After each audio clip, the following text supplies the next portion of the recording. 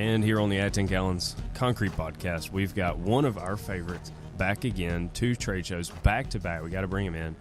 Lee Thrasher from CTS, specifically with the component division. Lee, how are you, man?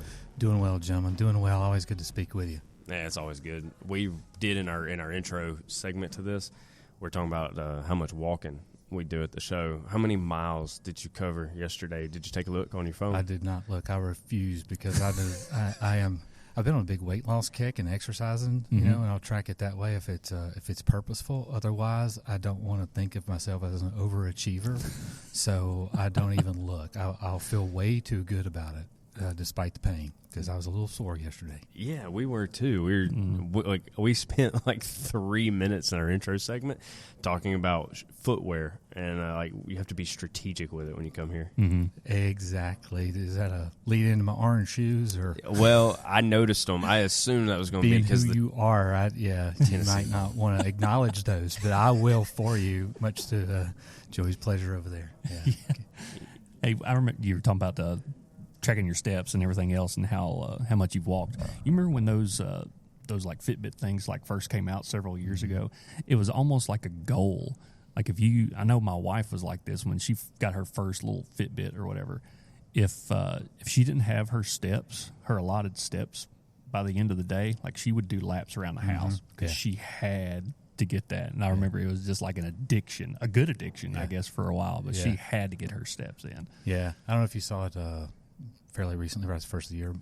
Marty Ozinga had for wellness, and I do the walk for wellness every year at Concrete Works, so kind of pay attention. But they've set the goal of 10,000 steps, like we were saying. Yeah. But depending on what part of the goal is, you know, batch guys have a hard time getting 10,000 steps. You know, office person have a hard time. You got to do that lap. You know, things like that are always. But I'll get back to my goal for next week. I'm not going to worry about them here.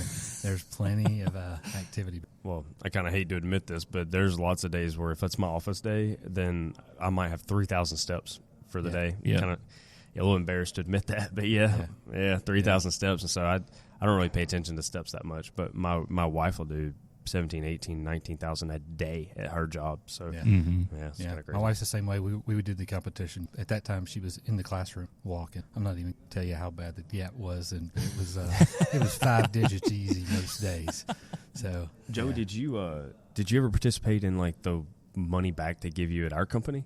Did you ever? Oh no, you don't use our insurance. No, sorry, Joe. No, sorry, I got telling everybody's business. Joey's wife's in the government. I got that Fed insurance, son. I do the same thing, brother. Yes. Well, state plan. well, our company had a thing where they'd reward you cash money, and so one of the things was walking like 10,000 steps or whatever. So once my wife figured that out, I mean, she made like $500 cash last year. That's awesome. Had it transferred to her. Just like that. Actually, because we just our company was bought by J.M. Huber, and so they switched everything over. So the old plan is inactive, but they gave you a heads up, like, hey, any money that you've made, you need to make sure you pull it out of that health plan, and she did. But then she racked up like another $30, and we lost it. Yeah. So you know, if United Healthcare is out there and they want to send me a $30 check, I'll take it. We earned it, but maybe that's on us. So. Yeah, an average of 10,000 steps a day for the entire year. That's a long way. That's it is actually a pretty good goal if you can average. So, well, there's a bunch of studies that come out that allegedly say that 10,000 is the number. If you can do 10,000, then you stave off I forget how many or whatever that are not only chronic but also acute. If y'all guys have never done the walk for wellness, you're back at Concrete. Okay. It's a great way to start the day. As it gets kicked off, it's cool. It'll be in Orlando too, so it'll be a little bit warmer. A lot better to get out there and walk. Yeah. So, sure. What's the show like for you guys at CTS? So, if anybody doesn't know, like you walk into the it's the South Hall y'all are in, right? So you walk into the South Hall, and the CTS booth is like right up front. I mean, you've got I think y'all are in the second row. I mean, you guys are right up front. So you've been doing it big, and you've been doing it for a long time. What's the value of World of Concrete to somebody like CTS? The new video screen is pretty awesome. We've had a lot of people that you get the good booth traffic, people that are outgoing. The first show is pretty cool, rapidly. But speaking of rapidly, the Rapid Set demos are a huge benefit for us, having that unique of a product performance, being able to demonstrate that in real time. So we do like a demo on the hour, every a couple of traffic demos. Are those in the booth inside? Or not okay, cool, nice. I was just thinking that that's a benefit of being inside, because it's been 20-something degrees in the morning here at World of Concrete. Concrete don't like 20-degree weather. So it's a lot. I would imagine it's a lot better to do it in this climate controlled in here. Yeah, and we've got such a variety of product line too. I like the way CTS has done it, where we've actually got the block, but we've got 4 sides. A lot of booths you can walk through the middle, and they've got different stages and stuff. We just block it out 4 walls, and you've got the demo area or the presentation area right in front of that wall. So we're a lot of different simultaneous conversations without worrying about tripping over each other and stepping over each other kind of stuff. It's kind of. I was looking at that when I first came in, and I thought, wow, we not set up with walk-through paths and all that kind of stuff. Now I know why. We got the meeting room upstairs, and they can do the demos, individual conversations on the other 3 sides, and it not be overwhelming. So they do a lot with the audio-video setup and targeted, sound and all that kind of stuff. It's a big production. Our marketing every year of putting that show together, a lot of time and effort goes into it. It's great. When we used to exhibit here, we'd have 20, 30 people show up, and we're a small-time company. We had at least 20 people here. Somebody like CTS, like how many people y'all bring into a show like this? And I ask you that because when we walked around your booth yesterday looking for you, you deserted us unknowingly deserted us. We were looking for you, and man, I couldn't believe how many people were CTS folks that were walking around there, and every one of them was having a conversation with somebody. So what's the workforce like that you bring about with you? 35 or 40. Wow. We're trying to have over 25 at the booth at all times, kind of deal. They haven't kind of what we're shooting for. 25 to and everybody was busy when it was busy, and it was the afternoon. Normally things kind of like to slow down a little bit, but man, y'all were rocking and rolling this year. On the component side, like how does that feature into the World of Concrete setup? I mean, because a lot of people know you guys for Rapid Set. So when it comes to component, how's that being featured here? That's funny. We were just having that conversation this morning at the booth about ways to generate more traffic from North and Central Hall, because a lot of our customer base, the ready mix 2 halls, and with Rapids getting some good ready mix traffic, admixture. Talking about ways of generating a little bit more for our company to put that corner right there, a little prominence, to get a little connection. It's good, but we're going to get real creative and more traffic, or North and Central over to the South Hall. Wait, so I think it was in the North Hall, like at the very end of the North Hall, y'all have like am I thinking wrong? Not that I'm aware of. All right, Joey, cut that out.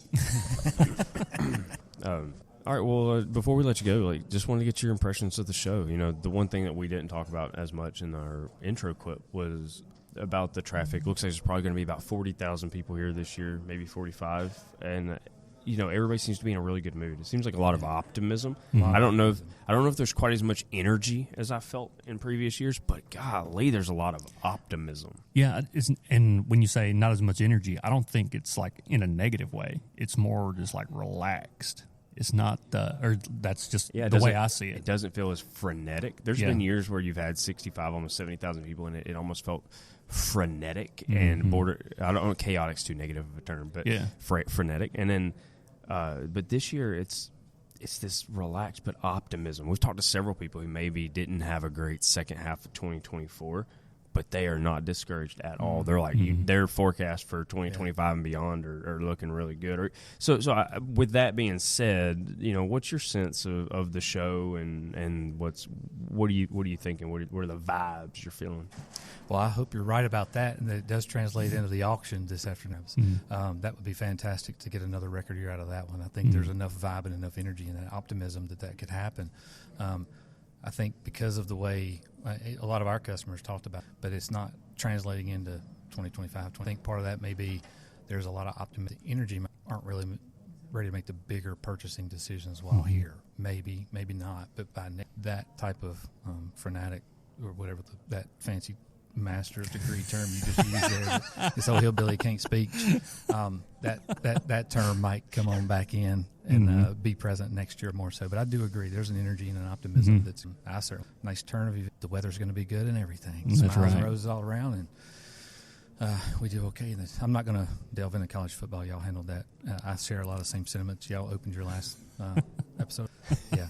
Well, you keep repping with those bright orange shoes, and thank you again for coming on here at World of Concrete. Really appreciate having you. Yeah, man. Good seeing y'all. Hope y'all can talk to some other folks and make the auction. I'm going to have to miss it this year. I've got other obligations scheduled. I'll give you a hint from way back in the early days, we had us all, the students and everybody that was here, register to bid more placards. It might have been the second or third auction. Mm-hmm. And I almost bought a load of Lafarge cement because it was hot. And I was fanning myself. And I see a guy, and I hadn't been to that many auctions at that point in life. I've been to a lot more now. But I saw a guy give me that, that look they give. And I was saying hi to people, and didn't think about it. That was one they had more, that they had guys deep in the field. Because I was sitting kind of toward the back. I always expected those guys to be up front. So I just kind of hit me, and he's like, dude, what are you doing? And I went, what are you talking about? I'm hot. He goes, no, you just bid on that load of cement. I said, what? And I did that with my placard, motioned with my hand a little bit, and I I bid right back at him. So the running joke was, how am I going to explain that to my general manager when I go back and say, hey, that terminal that's right down from our plant, we got to go pick up a load over there because of this. It wasn't long. The Cemex merger had gone through, and it was not Cemex cement I was bidding on. You're going to have to soil cement your front yard if that thing was to roll up at your house. Yeah, buddy, I was going to be in a world of hurt. So just be careful if you get in there. Don't be fanning yourself. No sudden movement. With a placard with a number on it, Be careful. Thank you, brother. Take care. Good to see y'all. Great story. That was awesome, man.